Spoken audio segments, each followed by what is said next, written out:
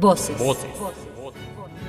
Una antología sonora del Centro de Investigaciones Interdisciplinarias en Ciencias y Humanidades.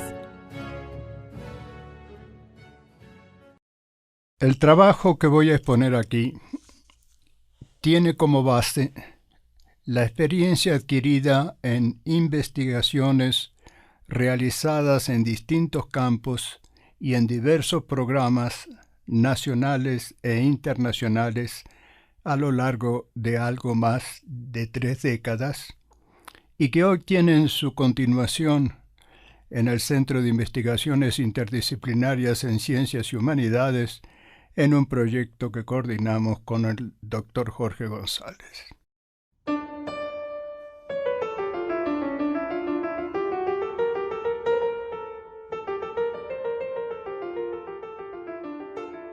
Esta presentación no tiene el propósito de hacer referencia a dichos programas ni comentar resultados obtenidos, porque la meta de tales investigaciones estaba más allá de dilucidar los problemas que presentaba cada tema.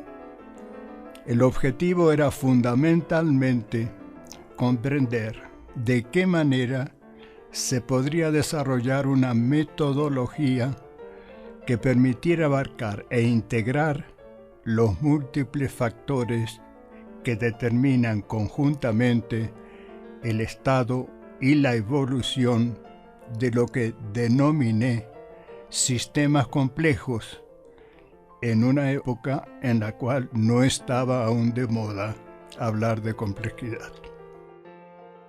La primera y mayor dificultad con que tropecé en la formulación de dichos programas fue la ambigüedad del término metodología. Era necesario desligarse de entrada de los manuales y aún de programas académicos que suelen llevar ese título, metodología, pero que finalmente son solo recetarios para hacer investigación. La búsqueda de alternativas me llevó ineludiblemente a retornar a los problemas del conocimiento que habían sido el leitmotiv de toda mi carrera. Desde allí dejé de hablar de metodología y comencé a utilizar un concepto que la involucra y la pone en un contexto apropiado. Es el concepto que denomino marco conceptual y metodológico. Esta expresión, marco conceptual y metodológico, es el nombre y apellido de una única entidad que encierra al mismo tiempo una posición epistemológica, una cierta concepción de la realidad que llamaría como visión si no fuera un término tan presuntuoso, y una modalidad de investigación que se deriva de ambas y que constituyen lo que ahora llamo metodología. Veamos sucintamente en qué consisten esos 3 componentes.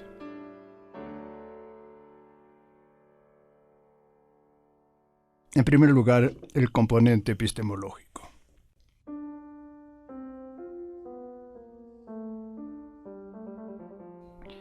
Reducido a sus términos mínimos, el problema epistemológico que nos preocupa en este contexto puede reducirse a 2 preguntas. ¿Qué conocemos? ¿Cómo conocemos? Históricamente, las respuestas que dio la filosofía pueden clasificarse, sin intentar aquí una precisión que estaría fuera de lugar, en 2 grandes grupos. Por una parte estarían diversas formas de idealismo, trascendentalismo, fenomenología, etc., a las cuales pondremos genéricamente bajo la denominación de apriorismo. Frente a ellas están las diversas corrientes empiristas que consideran que la única fuente de conocimiento es la experiencia sensorial. Bertrand Russell dio la más breve y precisa definición del empirismo, haciendo referencia a la posibilidad de construir o reconstruir el conocimiento a partir de proposiciones básicas, y define una proposición básica como una proposición que surge, cito a Russell, con motivo de una percepción que es la evidencia de su verdad. Las grandes revoluciones científicas de comienzos del siglo XX, en particular las que sufrieron la física dentro de las ciencias empíricas y la lógica dentro de las ciencias formales, exigieron la revisión de los conceptos fundamentales de la ciencia, de todas las disciplinas, no solo de la física y de la lógica, y no solo de las llamadas ciencias duras. Las implicaciones de dichas revoluciones se pueden reducir a dos conclusiones que desmoronaron siglos de especulaciones filosóficas. En primer término, la teoría de la relatividad y la mecánica cuántica mostraron que la fundamentación de las nociones de espacio, tiempo y causalidad debía ser replanteada desde la ciencia. No solo porque todas las concepciones a priorísticas no se sostuvieron, sino debido a la naturaleza de los problemas que estaban involucrados.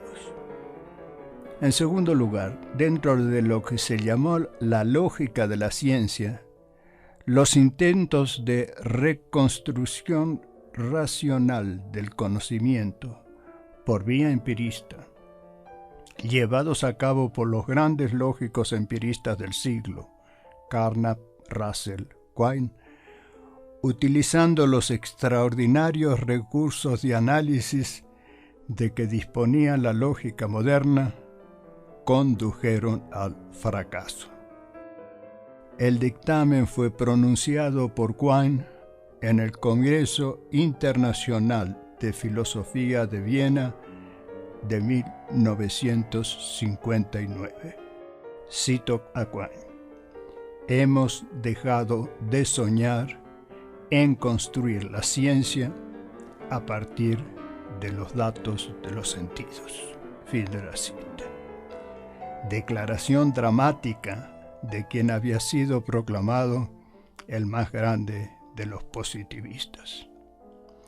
A partir de allí caduca la concepción de la ciencia y de las teorías científicas como basadas exclusivamente en generalizaciones inductivas, tal como fue sostenida por los empiristas ingleses, comenzando con Bacon, Locke y Hume, reforzada a fin del siglo XIX por los alemanes, principalmente Mach, y culminando en la primera mitad del siglo XX con el Círculo de Viena, liderado por Carnap, y el de Berlín por Reichenbach. Estas dos grandes crisis epistemológicas, la crisis del apriorismo y la crisis del empirismo, de esas dos grandes crisis epistemológicas surgen las posiciones constructivistas que llevan, en su forma más acabada, a la epistemología genética de Jean Piaget, que es la posición que hemos adoptado. Hasta aquí mi comentario sobre la componente epistemológica. El segundo elemento constitutivo de nuestro marco conceptual, que llamaré la estructuración de la realidad,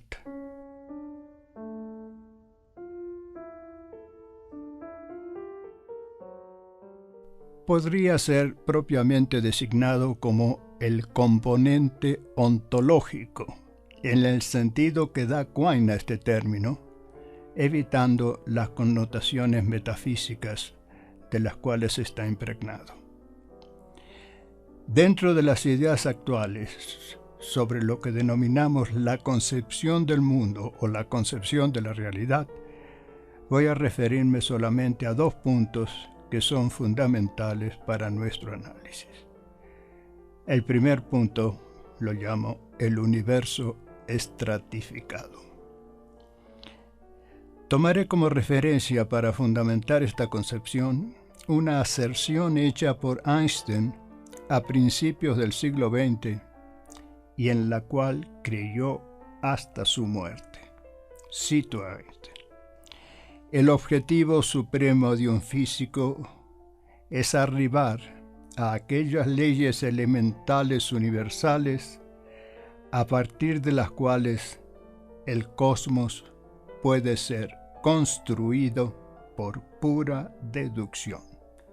Fin de la cita. Hoy sabemos que esta utopía de Einstein es inalcanzable. La suposición que está allí implícita es que el universo estaría constituido de tal manera que las mismas leyes, las mismas formas de organización rigen en todos los dominios y en todas las escalas de fenómenos.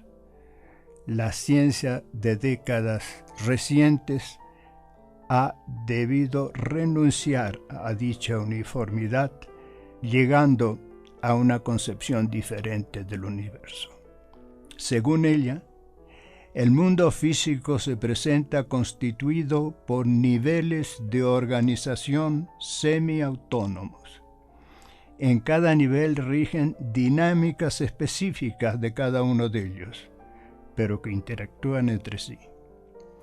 Los diferentes niveles están desacoplados, en el sentido de que las teorías desarrolladas en cada uno de ellos tienen suficiente estabilidad como para no ser invalidadas por descubrimientos o desarrollos en otros niveles. En un lúcido artículo del físico y filósofo de la ciencia, Schweber, titulado Physics, Community and the Crisis of Physical Theory, publicado en la revista Physics Today en noviembre de 1993, se da el siguiente ejemplo. La física de altas energías, por un lado, y la física de materiales, por otro, han llegado a ser esencialmente desacopladas, en el sentido de que la existencia de que cualquier nueva partícula que se descubra, partícula pesada, es irrelevante para las preocupaciones de los físicos de materiales, por grande que sea el interés intelectual que puedan tener en ella. La organización por niveles y esta forma de desacoplamiento no es privativa de la física, sino que es característica de los más diversos dominios. El segundo punto relativo a la concepción de la realidad involucrada en nuestro marco conceptual es el universo no lineal. En décadas recientes ha surgido una vasta literatura acerca de lo que se puede llamar, a mi juicio erróneamente, las ciencias de la complejidad. Como es sabido, el desarrollo explosivo de esta literatura se debe en gran medida a la introducción de computadoras de gran capacidad, extraordinariamente rápidas, que permiten atacar problemas que estaban antes fuera del alcance de los métodos matemáticos. La variedad de problemas que fueron abordados y la cantidad de resultados espectaculares obtenidos han permitido extender enormemente la comprensión de los procesos no lineales. Pero ello ha llevado también, lamentablemente, a lo que me permito llamar extrapolaciones matemáticas ilegítimas y falacias correlacionadas. Prevalece en la ciencia actual un cierto imperialismo de las computadoras que hace aparecer como no científico todo estudio de procesos no modelables, sea a través de un sistema de ecuaciones diferenciales no lineales o de otras modelizaciones más sofisticadas. Hay, sin embargo, características muy notables que han emergido tanto a través del estudio de sistemas dinámicos como del análisis cualitativo de procesos no lineales. Doy un ejemplo muy característico. Progresivamente se ha hecho claro que fenómenos de muy diversa naturaleza, que pertenecen al dominio de diferentes disciplinas y que desde el punto de vista de una descripción puramente fenomenológica parecerían no tener nada en común, presentan, sin embargo, una gran similitud en lo que respecta a su evolución temporal. Tales fenómenos integran totalidades que llamamos sistemas, cuyas transformaciones en el transcurso del tiempo responden a una ley muy general de evolución no lineal con discontinuidades estructurales y la cual procede por sucesivas reorganizaciones.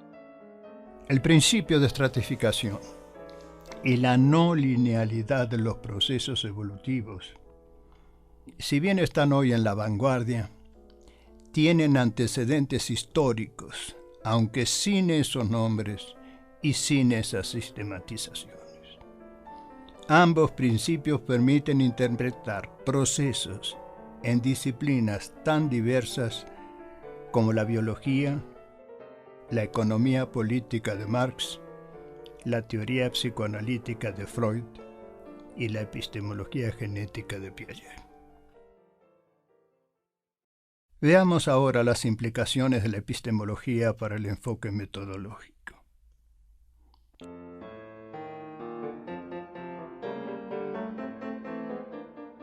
En toda metodología está subyacente una cierta concepción del conocimiento, aunque rara vez se torna explícita y no siempre sea explicitable como una epistemología coherente.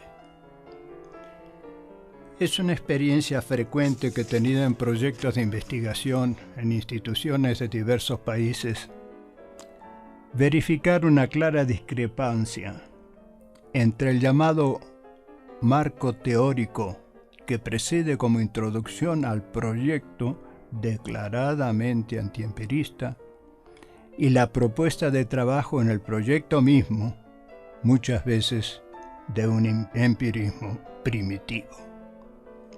A este respecto resulta asombroso tener que insistir en no pocas ocasiones sobre la necesidad de diferenciar claramente entre empirismo y ciencia empírica. Toda ciencia no puramente formal es empírica o no es ciencia. Y es empírica en el doble sentido de tener como objetivo el dar cuenta de hechos o fenómenos empíricos y de someterse al test de la experiencia para justificar la validez de sus acertos. Pero esto no tiene que ver con el empirismo como posición epistemológica sobre la fuente del conocimiento, que es el empirismo al cual alude Quine. El marco conceptual y metodológico que estoy aquí presentando se basa explícitamente en una epistemología constructivista. El enfoque metodológico, como ya fue señalado, deriva en buena parte de ella. La relación entre ambos, es decir, entre la epistemología constructivista y la metodología de trabajo en la investigación, está centrada en los siguientes puntos. En primer término, la consecuencia primordial y quizás más importante del constructivismo para la metodología de la ciencia está expresada en una de las conclusiones que extrajo Piaget tempranamente en sus investigaciones psicogenéticas. Cito a Piaget: "No hay lectura pura de la experiencia". Fin de la cita. En esto han coincidido otros filósofos de la ciencia que han tomado distancia del empirismo desde posiciones distintas. Cito: "Todo observable está cargado de teoría", afirma Russell Hanson en un libro que ha tenido gran influencia.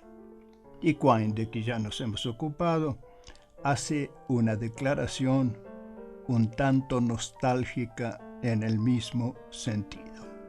Cito a Quine: la noción de observación como la fuente de evidencia objetiva e imparcial para la ciencia está en bancarrota. Desde nuestra perspectiva epistemológica esto está claro.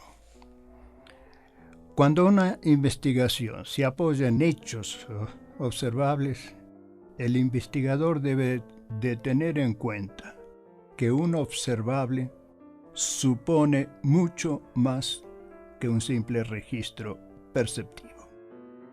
A su vez, un hecho, ya sea que se trate de una propiedad, de una acción o de un evento cualquiera, puede ser considerado como un observable solo a partir del momento en que es interpretado, es decir, revestido de una significación relativa a un contexto más amplio.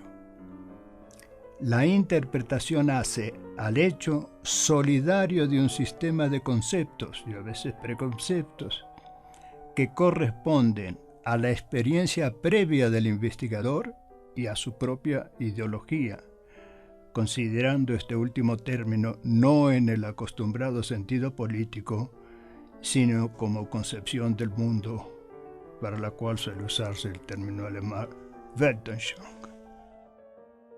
No solo las nociones de observación y de hechos, en su versión empirista, ingenua, cayeron en bancarrota. También fue necesario cuestionar el concepto de explicación. La filosofía ha considerado como definitiva la crítica de Hume al principio de inducción, así como la conclusión que de allí se deriva, negando carácter de necesidad a las relaciones causales, con lo cual la explicación científica quedaba reducida a la simple descripción. El constructivismo adhiere a esta posición y también al comentario que hace Bertrand Russell en su Historia de la Filosofía Occidental, cuando afirma, cito: en este sentido, Hume ha demostrado que el empirismo puro no es base suficiente para la ciencia. Pero el constructivismo que sostenemos no se queda en el escepticismo y realiza un avance considerable al distinguir claramente entre relaciones causales y explicaciones causales. Las primeras resultan de generalizaciones inductivas y son pasibles de la crítica de Hume, es decir, no tienen carácter explicativo. Esto no implica negarles la gran utilidad que presentan a la investigación, en un doble sentido. Por una parte, permiten, frente a regularidades observadas, asignar probabilidades a la ocurrencia de ciertos fenómenos. Por otra parte, ponen de manifiesto el tipo de relaciones de las cuales debería dar cuenta una teoría explicativa. ¿Pero qué es una teoría explicativa? No puedo entrar aquí a desarrollar la concepción constructivista de las explicaciones causales.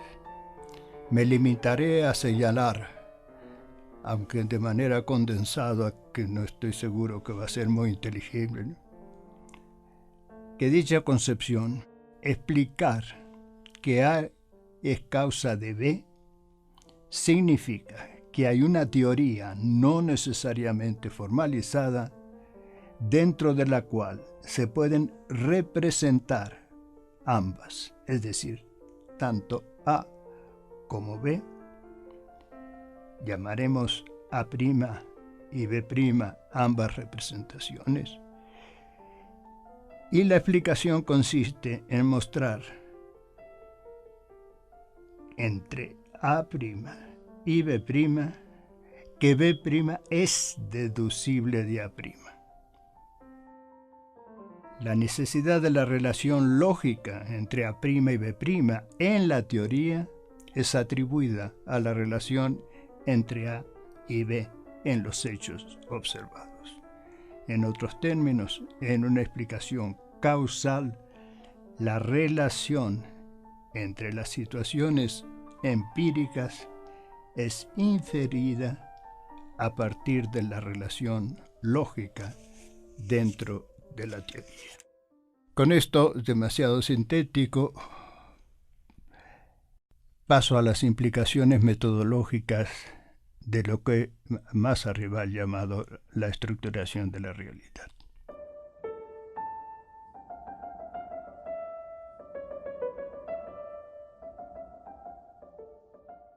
Tomaré como punto de partida una afirmación del sociólogo francés Lucien Goldman, que dice: el problema del método en ciencias sociales consiste en hacer recorte de los datos empíricos en totalidades relativas suficientemente autónomas como para servir de marco a un trabajo científico.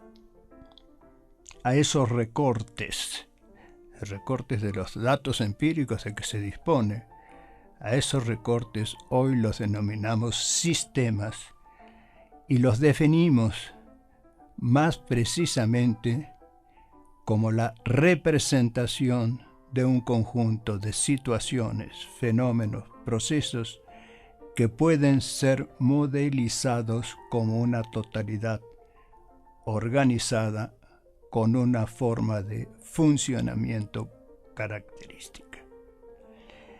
Este concepto general de sistema cubre dos categorías. Por una parte están los sistemas descomponibles, cuyas partes pueden ser aisladas y modificadas independientemente unas de otras. Un ejemplo característico es una casa en la cual se puede modificar su sistema eléctrico, sus ventanas, sus pisos, etc., sin que se modifiquen otros elementos.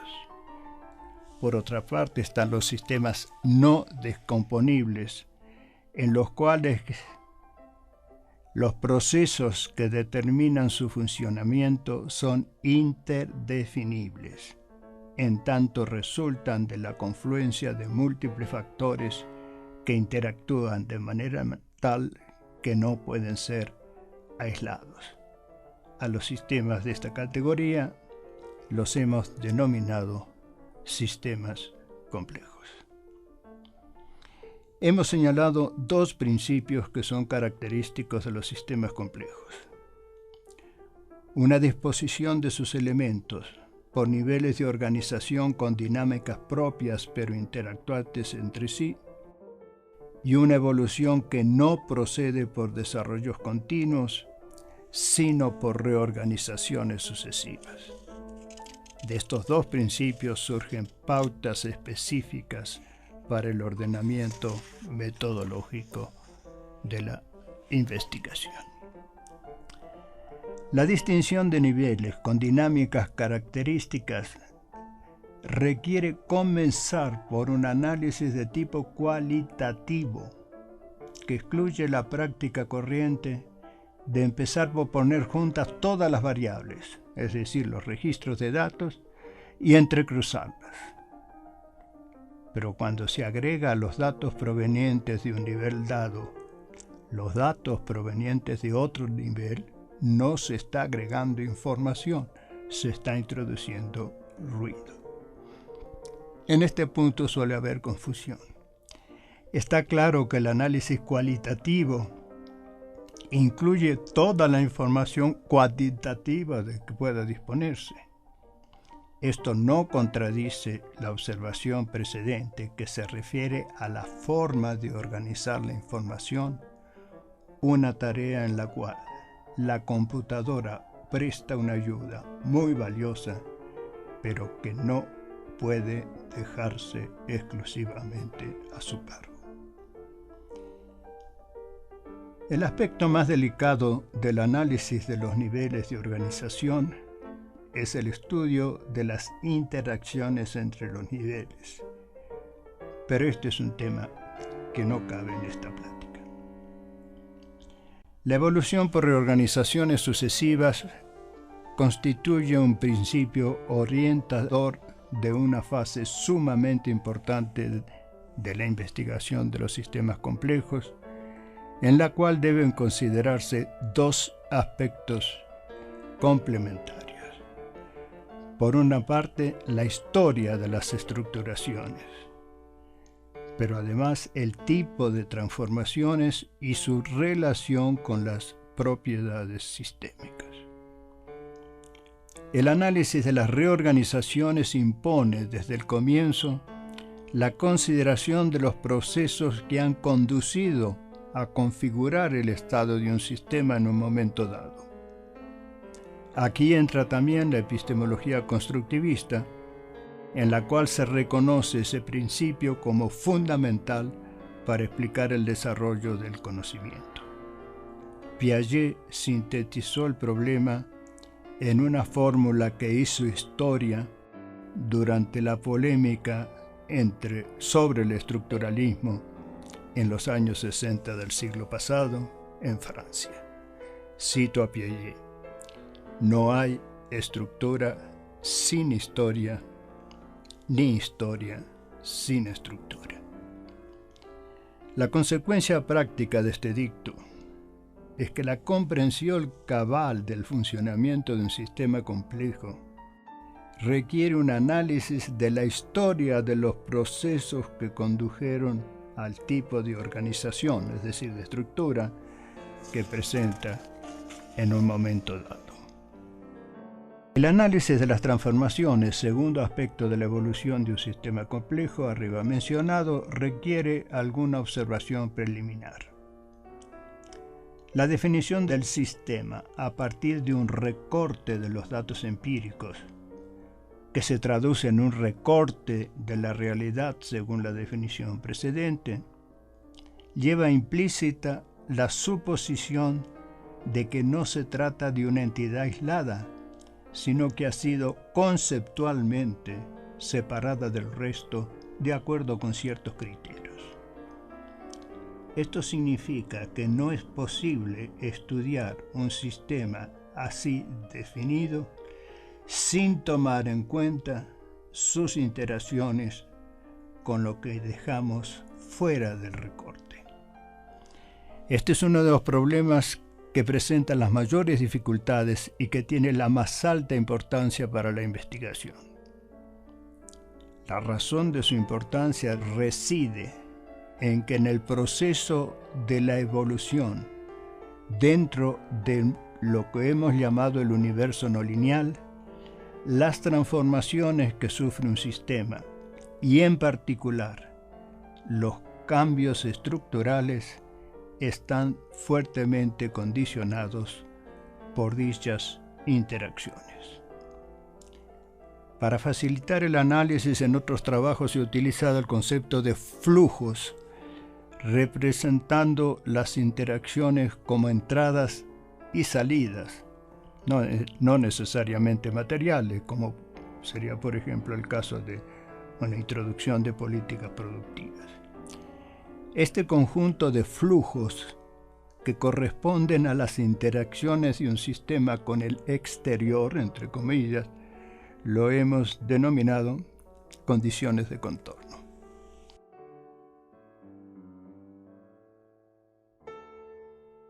El problema de las interacciones hay que analizarlo en primer lugar desde el sistema mismo como una totalidad cuya organización interna está permanentemente perturbada por los flujos de entrada y salida. Cuando los flujos se estabilizan, el sistema adquiere una organización, o sea, una estructura, también estable. Estabilización significa que las alteraciones oscilan dentro de un intervalo que no excede un cierto umbral, el cual depende tanto de la magnitud de las perturbaciones como de las características internas, es decir, de las propiedades que tiene el sistema como totalidad organizada.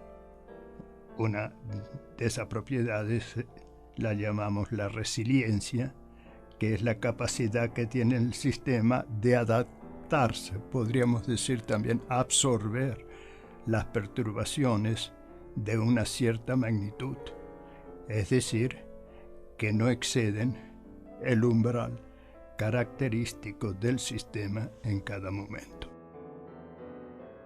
Cuando este umbral es excedido, el sistema se desestabiliza, lo cual se expresa diciendo que el sistema es vulnerable a dicha perturbación.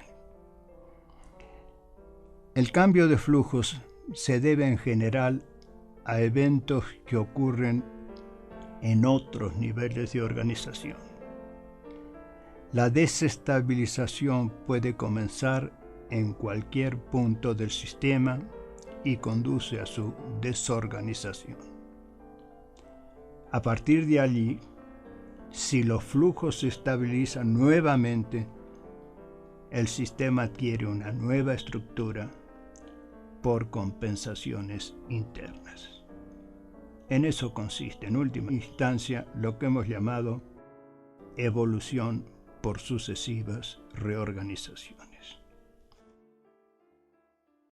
¿Cuáles son las implicaciones del marco metodológico precedente para la organización de la investigación?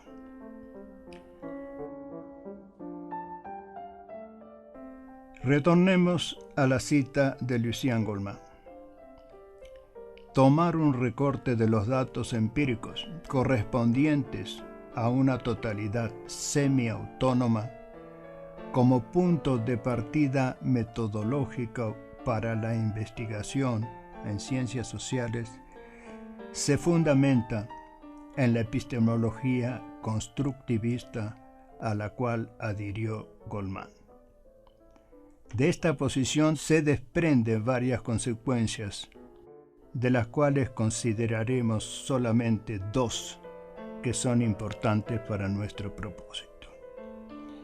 Una de ellas es lo que yo llamo la dialéctica de la diferenciación y la integración en la construcción del conocimiento.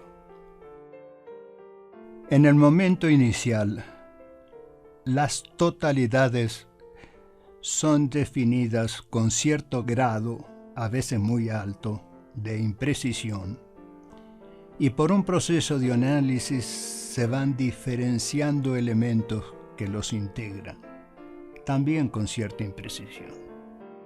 El estudio de estos elementos permite caracterizarlos mejor, con lo cual se reconstruye una totalidad mejor determinada.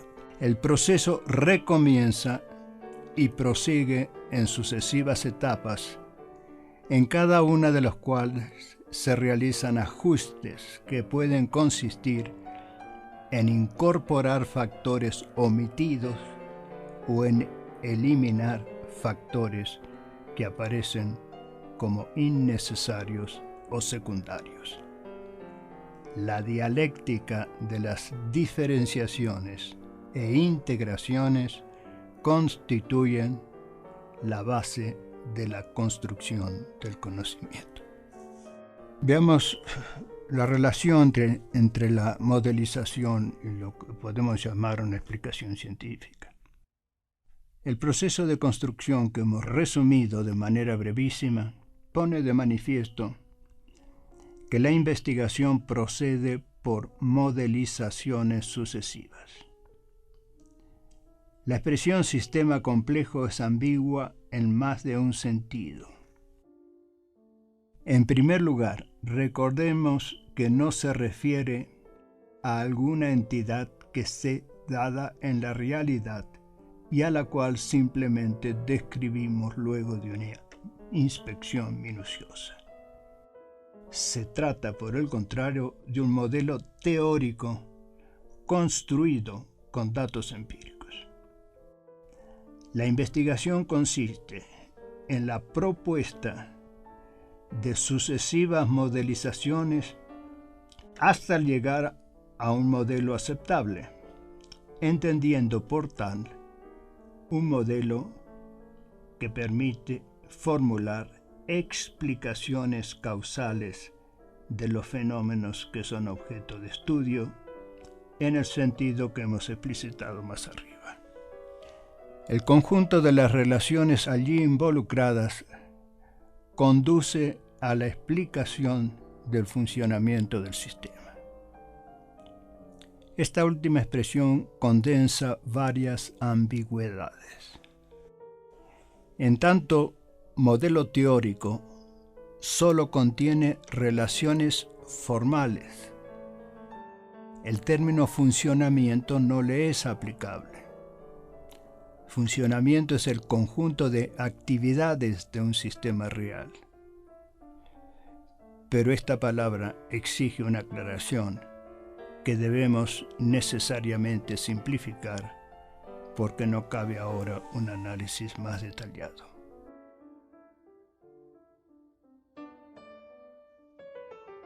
El constructivismo puede definirse como un realismo epistemológico. Supone un mundo exterior a los individuos, con el cual estos interactúan. En este mundo solo tenemos acceso